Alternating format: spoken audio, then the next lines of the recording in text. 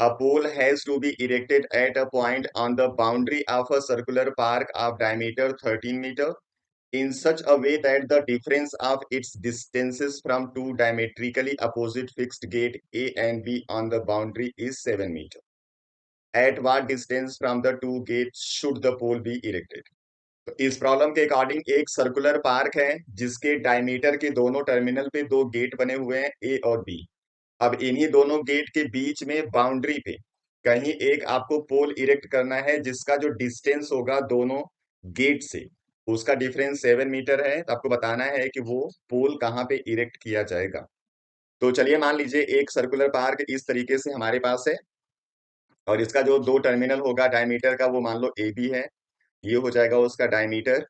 अब इसी डायमीटर के बीच में कहीं पे भी एक बाउंड्री पे पोल लगाना है। तो मान लीजिए पोल हम लोग यहाँ पे लगा देते हैं। तो यहाँ पे पोल लगा हुआ है। ठीक। तो यहाँ पे जो डायमीटर है वो पोल रखा है 13 मीटर का है और इनके बीच का जो डिस्टेंस है उस डिस्टेंस का जो डिफरेंस है वो 7 मीटर है। ठीक है। तो अगर किसी एक तरफ का डिस्टेंस हम x ले लेंगे तो दूसरी तरफ का जो डिस्टेंस होगा आप इससे 7 बड़ा भी ले सकते हो और 7 छोटा भी ले सकते हो। दोनों से आंसर आएगा। तो आपके ऊपर डिपेंड करेगा क्या लोगे। तो हम यहाँ पे इसको 7 मीटर बड़ा कर देते हैं। ठीक। अब आपको पता है कि ये आपका जब ए बी डायमीटर होगा कि ट्राइंगल बनेगा सेमी सर्कल में और सेमी सर्कल में जो एंगल बनता है वो 90 डिग्री बनता है। तो ये 90 डिग्री होगा। अब आपको यहाँ पे पाइथागोरस थ्योरम लगाना है। ये आसानी से सॉल्व हो जाएगा। ठीक है। अब यहाँ पे 13 आपका हाइपोटेनस है इसलिए आप लिखोगे 13 का स्क्वायर इक्वल टू एक्स का स्क्वायर प्लस एक्स प्लस 7 का स्क्वायर। ये हो जाएगा 169। यहाँ हो जाएगा x square plus 49 plus 14x means 2x plus 14x plus 49 minus 169 करोगे तो आपको 0 मिलेगा।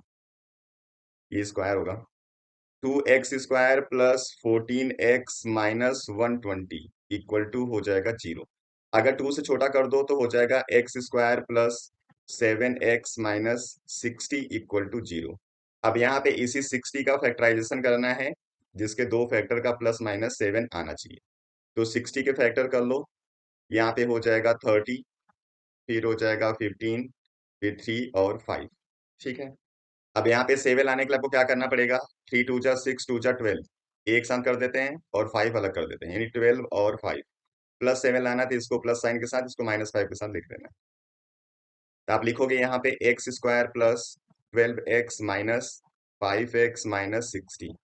एक्स कॉमन किया एक्स प्लस 12 माइनस 5 कॉमन करेंगे एक्स प्लस 12 एक फैक्टर आ गया एक्स प्लस 12 और एक फैक्टर आ जाएगा एक्स माइनस 5। तो जब यहाँ से आंसर लिखोगे तो x इक्वल टू एक आंसर आएगा -12 और x इक्वल टू एक आंसर आएगा 5। तो नेगेटिव में तो आपका डिस्टेंस हो नहीं सकता इसलिए इसको आपको कंसीडर करना है।